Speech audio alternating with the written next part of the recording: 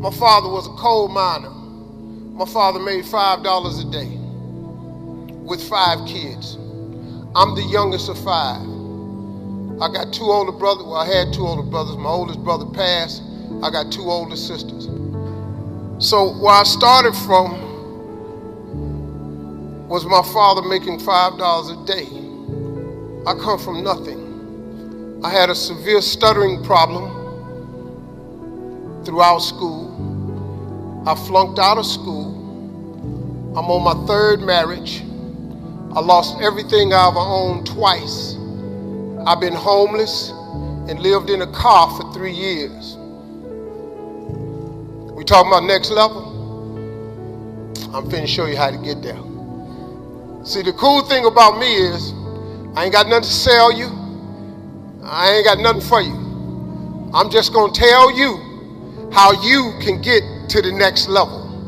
Now, I've been debating on how I was gonna do this, but I thought the best way to go about this is just tell you my story. And in my story, maybe you can see some of yourself. Listen, man, anybody can be successful, but you gotta understand something. It's hard. It's hard, man. You can take all the courses you want. It's hard. You can go down there to the church and hold your hands in a prayer circle. When you get through praying, it's gonna be hard. You go to school, you can get all the degrees you want. When you get them degrees and you hang them on the wall, if you want to be successful, it's gonna be hard. It's hard being successful. That's the first thing you need to understand. I was telling you that I lived in a car for 3 years. In my 30s, I was homeless. I was homeless based off of a decision I made. October 8th, 1985, I walked in a comedy club for the very first time. Never been in a comedy club, but I had been writing jokes all my life. 2 years, I was writing jokes for a dude taking my jokes, going to a comedy club. He was paying me $10 for it. I had never been to a comedy club, had never heard of a comedy club. I was writing for a buddy of mine named 𝙗𝙖𝙣𝙘𝙤. He would pay me $10 a joke. One day, I was writing some jokes for him, and I was over his house to drop him off, and this girl named 𝙗𝙖𝙣𝙘𝙤 Jacobs came over to the house, and she said, "You the dude that's writing the jokes for 𝙗𝙖𝙣𝙘𝙤?" I said, "Yeah." She said, "He's the funniest guy at the comedy club." I said, "What is that?" She said, "You don't know what a comedy club is?" I said, "No." I was 27. And she said, "You should go and tell the jokes yourself." She said, "I'm gonna pick you up Tuesday night." October 8th, 1985 was a Tuesday. She came and picked me up. She took me to the comedy club, and I signed up for the following week. I had never been in a car. I didn't know what they were doing. And I sat there and I watched 9 guys walk up. And I didn't laugh at a single joke because the whole time they were talking, I knew what they were going to say. And better yet, I knew what they should have said because I was a funny guy, right? So they get to number 10 and they call his name and he's not there. And they said, "Well, we're gonna go to next week's list. Where's Steve Harvey?" And I looked at the girl named Gladys. I said, it's crazy. It's a dude in here got the same name I got. She said, "Go on up there." I didn't have nothing. And I went up there and I had nothing. But I had written some jokes for Jamal that I hadn't sold to him yet. So I just started doing those jokes. Long story short, they brought us all up for a clap off. I won amateur night. They paid me $50. I got in the car and I started crying. And I cried all the way home. The girl looked at me, she said, "Why you crying? It ain't but $50. I said, "No, you don't understand. I was born tonight. This is what I'm gonna do the rest of my life." I went to work the next day, October 9th, with $50 and quit my job. Because I said, this is what I was born to do. See, I've been praying the whole time. I won that $50 and I took that as a sign. So since October 9th, 1985, I ain't done nothing else but this. Everybody will have a turning point in their life. You just got to have the courage to take the jump. It's the jump that's gonna change your life. If you don't jump, don't worry about it. Stay safe, but you're gonna have a dull ass life though. If you wanna live, you're gonna have to jump, man. You gotta go for it. Change is inevitable. So here's what's gonna happen. No matter what's going on in your life, it's not permanent. Everything is going to change. So there's 2 things you can do with change. You can react to it or you can participate in it. It's gonna change anyway. So if you keep waiting around, you're gonna have to react to the change. And now you behind. But if you participate in the change, if you know the job you have is not going to last forever, I'm just telling you. COVID proved that already. Where you go to work at every day, that's going to change. COVID proved that already. Your best laid plans has changed. So what you got to start doing is you got to start anticipating that it's going to change and just start living your life with the preparation for change. No matter what you're doing, you could be doing more. Remember that. It's 24 hours in a day. You got to use as many of those hours to prepare stability for yourself as you can. I said it online, I got in a lot of trouble. If you sleep 8 hours, you're not ever going to be rich. If you have any dreams of being rich, you cannot sleep 8 hours a day. It's only 24 hours in a day. If you sleep 8 hours, that's a third of your life. How can you cannot be asleep a third of your life and become successful. You can't. People got mad at me. They're talking about Steve Harvey prefers wealth over health. No, I'm just telling you, you got to get your hustle and grind on. See, I don't care who you are. Everybody wants to be happy and everybody wants to be successful. Everybody. I don't know nobody that don't want to be happy or successful. And if you're hanging around people that won't be happy or successful, you should get away from them. If you want a tree to really grow up and really be a beautiful tree, you got to prune it. You got to prune it every now and then. If you ever, well, I'm from the country, so if you growing corn, you got to hoe the road. You got to get the weeds out. If you don't, they're going to stifle the growth of your product. Remember when they used to show rockets going to the moon, and they used to show it in Cape Canaveral or Cape Kennedy, wherever they shoot it from? You see a rocket on the ground, it's got these 4 big boosters. When that rocket comes off the ground, 2 of them boosters stay right there. Them 2 boosters is just enough to get this big thing off the ground. 2 of them stay attached.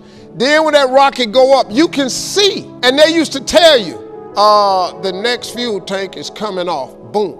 And now it's just 1 fuel tank, because in order for it to get all the way up to where it's going, it has to shed that dead weight.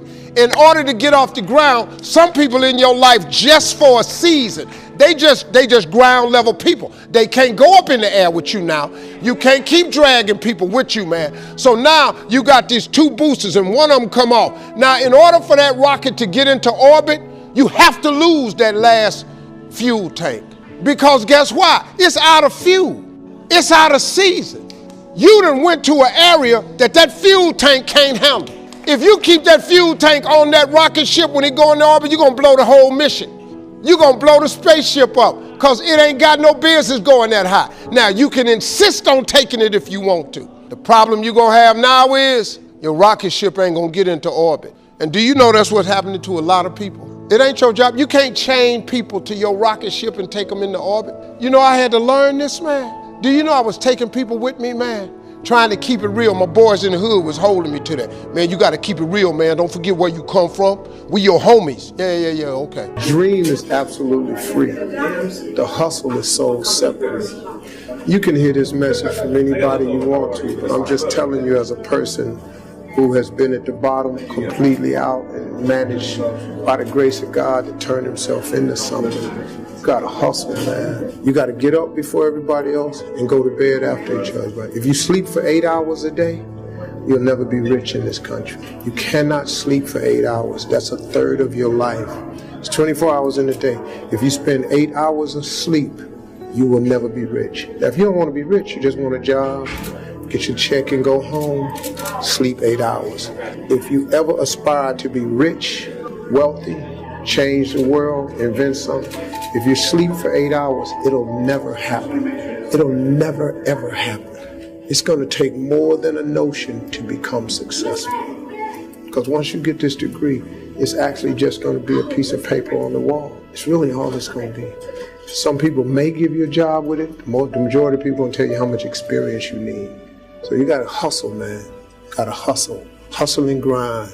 Dig, man. You got to fight. You got to have a lot of dog in you, man, to be rich. Now, if you just want a job, get yourself a little job. Go ahead, sell a nice little life. There ain't nothing wrong with that. But if you really, really, really want to be balling, change some people's lives, get yourself some real money, hire people, get more than one stream of income coming in, you got to be a hustler, man. You You gotta be a hustler.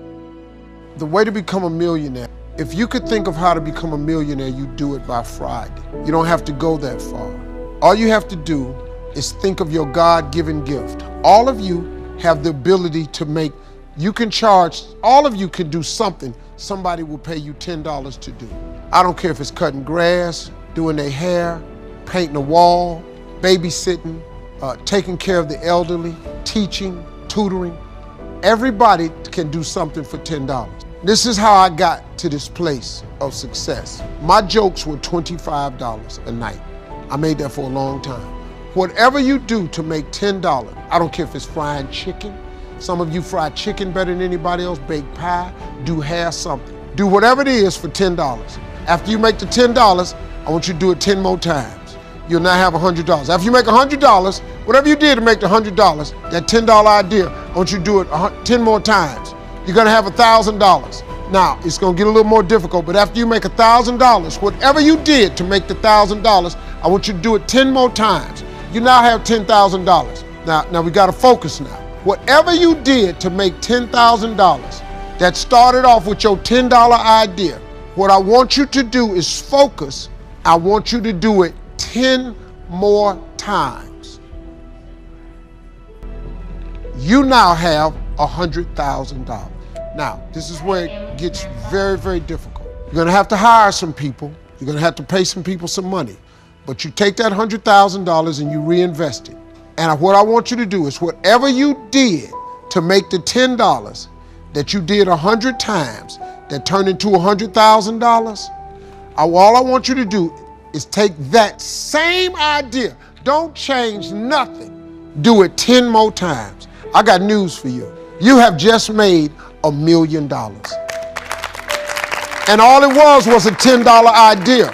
You do not have to complicate this thing. You don't need an education to do this. You just need the principles of success. I'm telling you, man, I took these $25 jokes and I turned them into a lifestyle. You can take this God-given gift that he gave you and stop thinking of how to make $1 million. Just go make $10 and do everything 10 times as hard. Now, it's gonna be hard. Understand that. It's gonna be very hard. But you ain't got nothing else to do.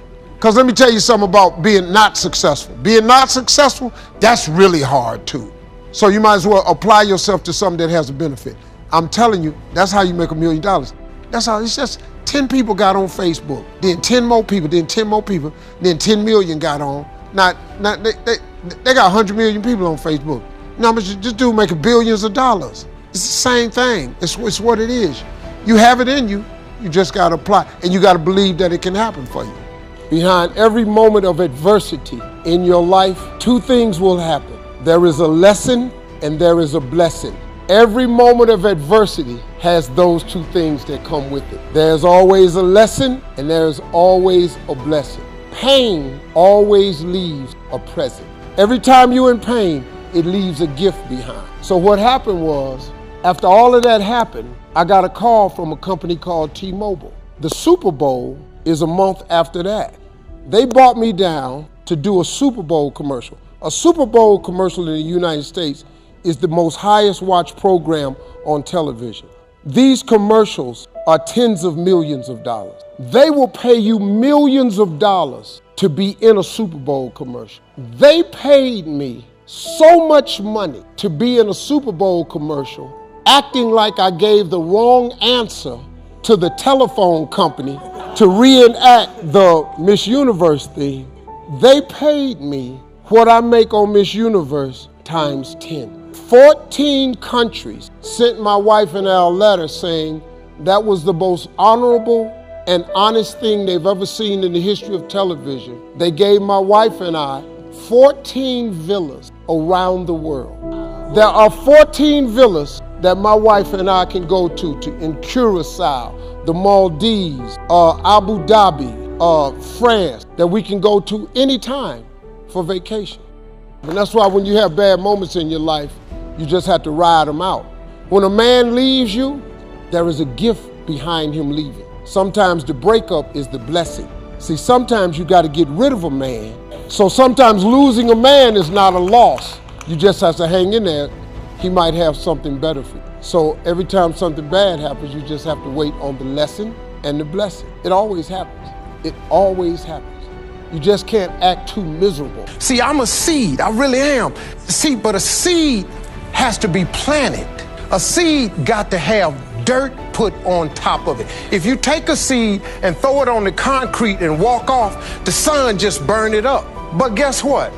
Logically, in my mind, it doesn't make sense that to grow something, you should dig a hole, put it down in there, and cover it with dirt. Logically, that don't make no sense to me. But though, see, dirt is necessary for growth and development. Dirt builds character. Dirt gives you the push-through factor. See, that dirt builds character in you. When they talking about you, it teaches you to withstand it. Then it gives you something to push through. So when you put the seed and you put the dirt on it, if you understand stress, stress really ain't just dirt. Stress, see, they don't call it dirt when they plant it. They call it soil. If they put a camera under the ground, you'd have seen the seed sprout open and start coming through the dirt, because the dirt is necessary so you can prove yourself. You know, if you don't really want to be, everything you see above ground that blossoms and plants and grows and that's beautiful, it was underground one time. When you under stress, take the stress for what it is. Don't get fooled. Don't just think, I don't know, man, Lord must not mean for it to be. What you tripping for? What you talking about? How you think you gonna be a plant, a tree, a flower, a bush, and ain't no stress? How you gonna get to be that without no dirt? Money's not everything. It's really not. And money can't make you happy. Money don't make you happy. I know a lot of miserable people with money. It's not money that makes you happy. It don't. I recommend money. I highly recommend it. And anybody that told you that money different about money is because they don't have none. But you got to quit listening to people that ain't got money tell you about money. Money the root of all evil and all that shit. You do evil stuff with money, but if you're a good person, you can do good stuff with money. You know, people say that money changes people. It really doesn't. You know what I learned about money? Money don't change people. Money allows you to be more of who you really are. See, if you're a kind person, when you get a lot of money, you become a kinder person. What stops most people from becoming successful is you have something in you that tells you it's not for you, but it's for everybody who wants it. Listen, getting successful, whatever you consider successful, if it's rich, whatever, it's not a magic trick. It's not God picks certain people he'll make rich and certain people he don't. You can decide to be rich, but you first have to think it. The difference between successful people and non-successful people is here. If you want to be successful, you have to change this. This has to change. Listen to me. It's not what makes it hard is your lack of belief that it can happen for you. The fact of it is, though, it's very doable. See, but you got to change, though. If you keep doing what you've been doing, you're going to keep getting what you've been getting. So if you're at a place in your life and you ain't happy with it, you have to change some things. But you have to make a conscientious decision that you're going to change. And it's not dependent on anybody else. It don't matter what your mama think. It don't matter what your coworkers think. It don't matter what your siblings think. It don't matter what your children think. This decision is yours and yours alone. It's two people born in a hospital every day. It's a person that's born in a hospital that's going to get a job, and somebody born in a hospital that's going to give them a job. You get to decide which one you're going to be. You get to decide if I'm going to be rich, poor, mediocre, plentiful, happy, sad. You have a decision to make. You know the hardest thing about your life? Trying to figure it out. I have done nothing since October 8th, 1985, except one thing. I've been telling these here jokes. That's all I've ever done. That gift that God gave me, you know, the Bible says your gift will make room for you. It'll make room for you. See, if you're not doing your gift, you're wasting your time. Education is not the most important thing. Do you know how many people I know with the education that ain't working? You know how many people I know with degrees ain't got no job? Do you know how many people I know with multiple degrees ain't making no money? The single most important thing in your life is your dream. It's your dream. It's what you dream about. If you got no dream, if you got no vision, you're sunk, you're done. I'm sorry. I'm just giving you the basics of how to be successful. This is how I got here.